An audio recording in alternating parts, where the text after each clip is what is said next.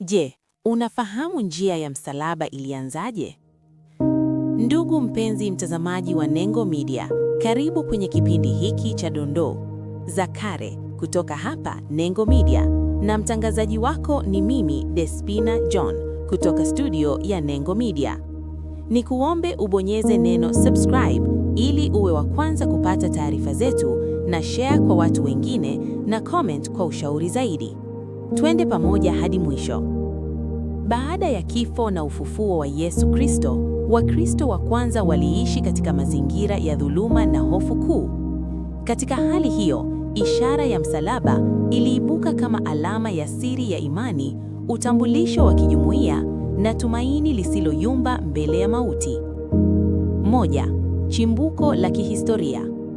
Kihistoria, matumizi ya ishara ya msalaba yalianza kushika kasi kati ya mwaka 100 hadi 150 BK, yani baada ya Kristo.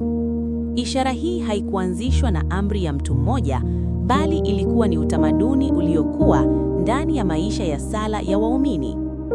Ushahidi muhimu wa kimaandishi unatoka kwa Tertullian 160 hadi 220 BK baada ya Kristo, ambaye katika maandiko yake anaeleza kuwa Wakristo wa wakati huo walikuwa na desturi ya kuweka ishara ya msalaba kwenye vipaji vya nyuso zao wakati wa kuingia na kutoka, wakati wa kuvaa na kabla ya kuanza kazi yoyote ya kila siku.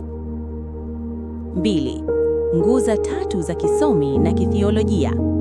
Kitaaluma, ishara ya msalaba inaeleweka katika nyanja kuu tatu. Kumbukumbu ya ukombozi ni alama hai ya tukio la kusulubiwa kwa Kristo, ambalo ndilo msingi wa imani ya Kikristo na siri ya wokovu wa mwanadamu. Tamko la Utatu Mtakatifu ni muhtasari wa imani, creed. Inapotajwa kwa jina la Baba na la Mwana na la Roho Mtakatifu, inakuwa ni ushahidi wa hadhara wa kumwamini Mungu mmoja katika nafsi tatu.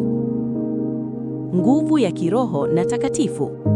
Kwa Wakristo wa kale, ishara hii ilionekana kama ngao ya kiroho. Ni alama ya kujitakasa na kujiweka chini ya ulinzi wa Mungu dhidi ya majaribu na hila za muovu. Mapinduzi ya karne ya 4. Katika karne ya 4 BK baada ya Kristo, chini ya utawala wa Kaisari Konstantino Mkuu, Ukristo ulipata uhuru kupitia Edict of Milan 313 BK. Hali hiyo ilitoa fursa kwa ishara ya msalaba kutoka sirini na kuingizwa rasmi katika liturujia, ibada za kanisa, sanaa na majengo ya ibada, ikigeuka kutoka alama ya aibu kwa Warumi kuwa alama ya ushindi. 4. Kutoka ishara hadi njia ya msalaba, Via Crucis. Ni muhimu kutofautisha kati ya ishara ya msalaba, Sign of the Cross, na njia ya msalaba, Stations of the Cross. Wakati ishara ni tendo fupi la sala, njia ya msalaba ni safari ya kutafakari hatua 14 za mateso ya Yesu kuelekea Kalvari.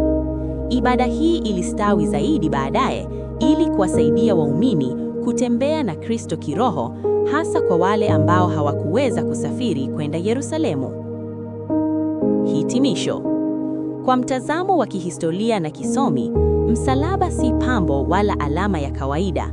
Ni kielelezo cha utambulisho wenye mizizi mirefu kinachounganisha mateso ya mwanadamu na ushindi wa Mungu. Kupiga ishara ya msalaba ni kuvaa utambulisho wa Kristo na kukiri kuwa maisha yetu yamekombolewa kwa gharama ya upendo mkuu. Asanti kwa kunisikiliza.